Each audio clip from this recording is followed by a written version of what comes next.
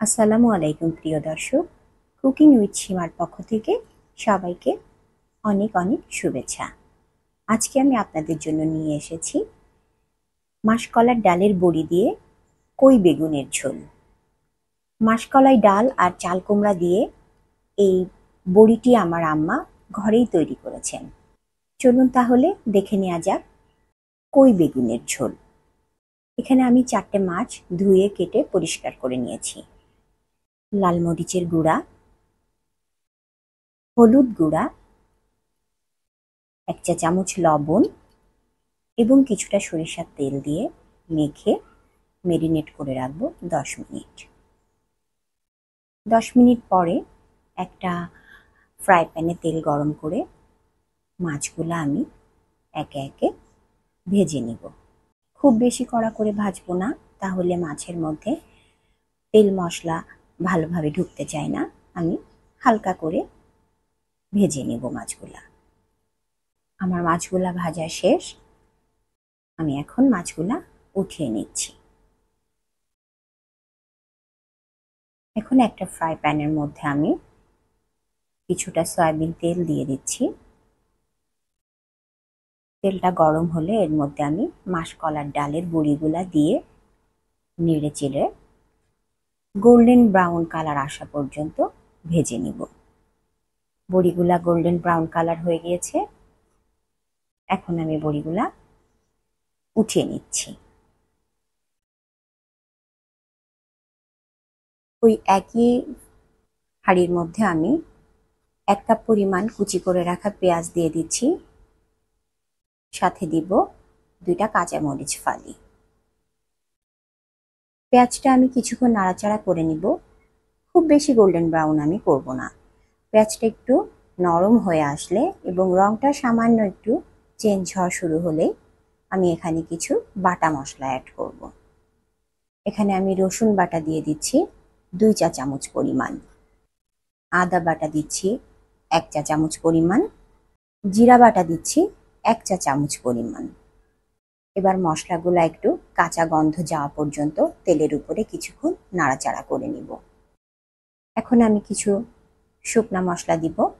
লাল মরিচের গুঁড়া দিব 1 চা চামচ, হলুদ গুঁড়া দিব 1 চা চামচ, ধনিয়ার গুঁড়া দিব 1 চা চামচ।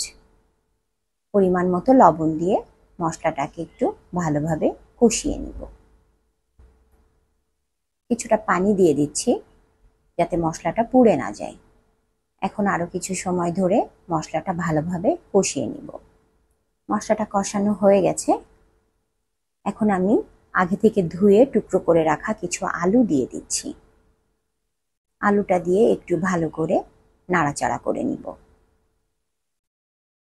এবার কেটে ধুয়ে টুকরো করে রাখা বেগুনগুলা দিয়ে দিচ্ছি। বেগুন এবং আলু ভালো করে মশলার সাথে আমি কিছুক্ষণ মিশিয়ে নিব। মশলার উপরে ভালোভাবে বেগুন আর আলুটা মেশানো হয়ে গিয়েছে। এখন একটু ঢাকনা দিয়ে ঢেকে দিব। বেগুন এবং আলু থেকে কিছুটা পানি ছেড়ে দিলে পানিটা ভালোভাবে নাড়াচাড়া করে নিব। এভাবে আলু বেগুন কিছুক্ষণ তেলের উপরে নাড়াচাড়া করে নিয়ে কিছুটা গরম পানি দিয়ে আলু বেগুনটাকে কিছুক্ষণ কষিয়ে নিব। ঢাকনা দিয়ে ঢেকে দিচ্ছি 5 মিনিটের জন্য। আমার আলু এবং বেগুনটা প্রায় কষানো হয়ে গেছে। এখন আমি গোল্ডেন ব্রাউন করে ভেজে রাখা বড়িগুলা আলু বেগুনের মধ্যে দিয়ে ভালোভাবে আরো কিছু সময় কষিয়ে নিব। আমার আলু বেগুন বড়ি কষানো শেষ। দেখেন প্রিয় দর্শক, পানিগুলা সব টেনে গিয়েছে। এখন আমি 3 কাপ পরিমাণ গরম পানি আলু বেগুনের মধ্যে ঢেলে দিচ্ছি। ভালো করে নাড়াচাড়া করে ঢাকনা দিয়ে ঢেকে দিব বলক ওঠা পর্যন্ত। ভালোভাবে বলক আসলে আমি ঢাকনাটা খুলে